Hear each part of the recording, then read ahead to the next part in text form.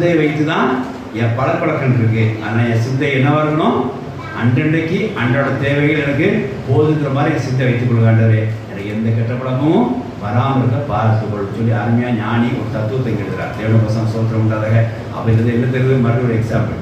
நம்மளோட சிந்தை எப்படியோ நம்மளோட கெட்ட பழக்கவழக்கங்களை உண்டாது. நம்மளோட கெட்ட சிந்தை இருந்துச்சுன்னா நம்மளோட பழக்கவழக்கங்கள் என்னவா மாறிடும்? கெட்ட பழக்கவழக்கங்கள் நமக்கு வந்துவிடும். நம்முடைய நம்ம சிந்தை நல்லது இருந்ததுன்னா நல்ல பழக்கங்கள் இருக்கும். நம்ம சிந்தை கெட்டதாக இருந்ததுன்னா கெட்ட பழக்கங்கள் வந்துடும். இங்கே ஐஸ்வர்யாக்குன்னு சொல்லி கெட்ட சிந்தை எனக்கு வந்துச்சுன்னா நான் தேவனை மறுதளிக்கிற ஒரு பழக்கம் எனக்கு வந்துடும். இங்கே தடுக்கிறாருன்னு சொல்லி ரொம்ப தாழ்மையாக இருக்க தடுக்கிறாங்களே போதும் அப்படின்னு நினச்சோம் அப்படின்னா தேவனை நான் தூசிக்கிற ஒரு திருட்ட பழக்கம் உள்ள வந்து தேவனை தூசிக்கிற பழக்கம் வந்துடும். அதனால என் சிந்தை எப்படி இருக்கணும்?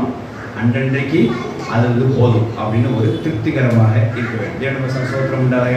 இப்படி இருந்துச்சுன்னா ஒரு பழக்கம் என்னதான் இருக்கும்?